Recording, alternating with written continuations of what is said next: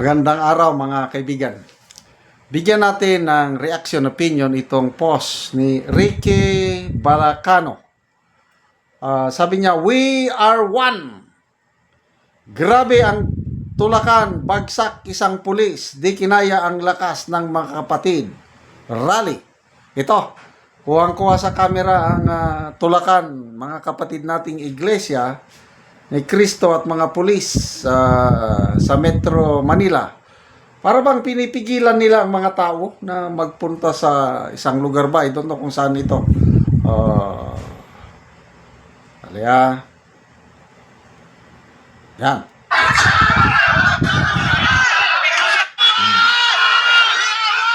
We are one.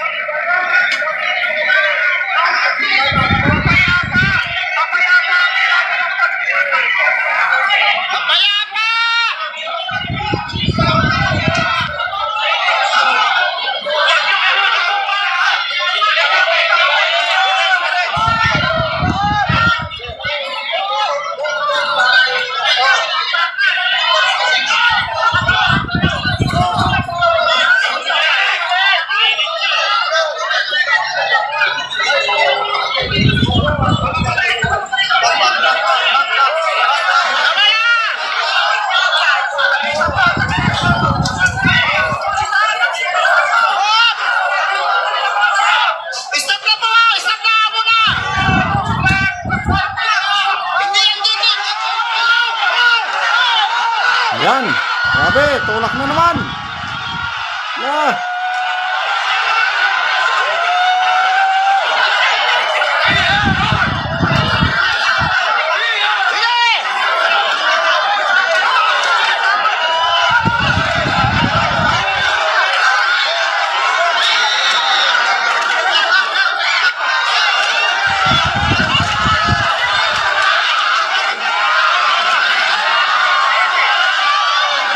Yan na, napapatras ng mga pulis.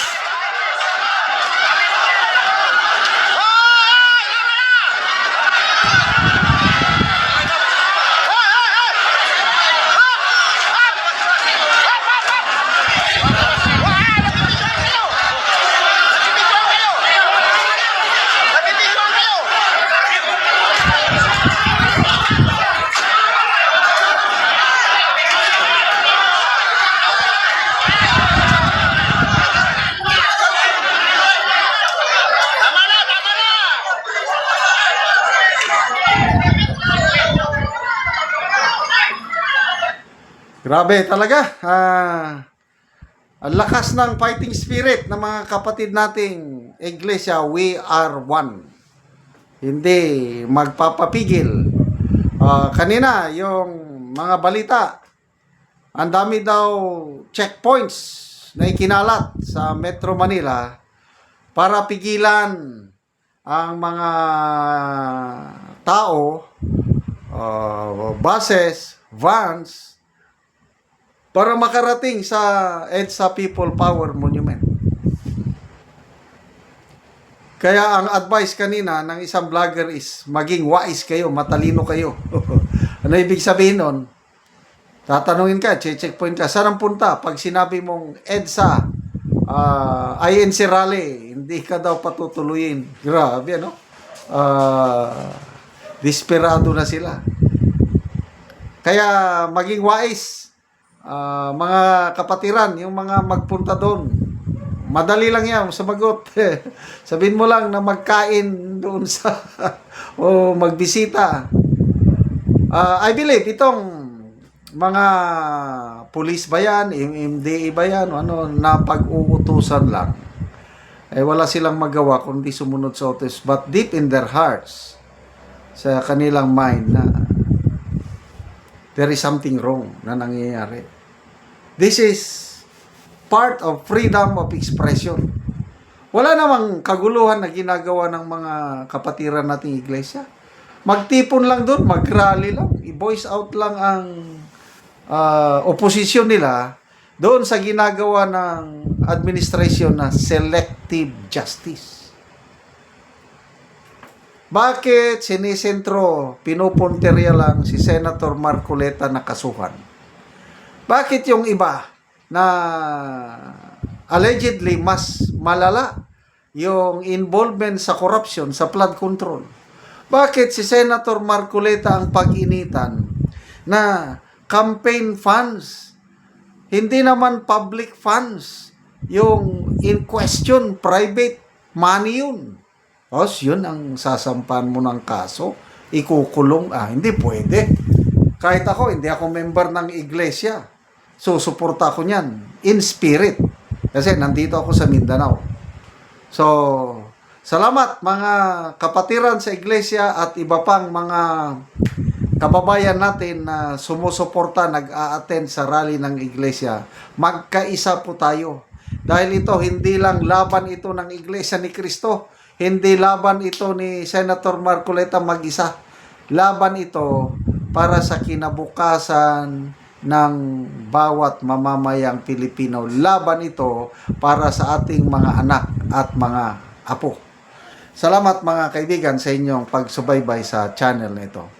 Nakakatulong kayo ng malaki sa tribong Talandig ng Bukidnon dahil ang sweldo natin sa channel na ito is pantulong sa tribo. Namimigay tayo ng libreng yero at pako para makapagpatayo sila ng mas maayos na tirahan. Panoorin nyo ang video na ito. Una ni ang balay sa tabangan namo ugero. So napulo sila aning nga puyo, ikaunsi ang mama nga nakigpuyo lang dire sa ilang balay. So muna ni ang itsura sa ilang gipuy-an nga balay sa iyang atop nga yero. So kaulanan na gyud sila.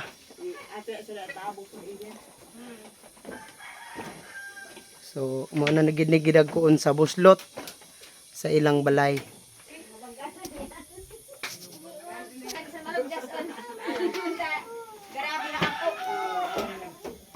So karon atong bisitahon ang iyang gipatindog nga bag-ong balay nga pag-atupan karon sa tabang siya nga yero. O karon mo na ni ang iyang gipatindog nga bag-ong balay nga pag-atupan. So mo na pod ni ang yero nga gitabang sa iya ha. Makaatop na ni siya karon.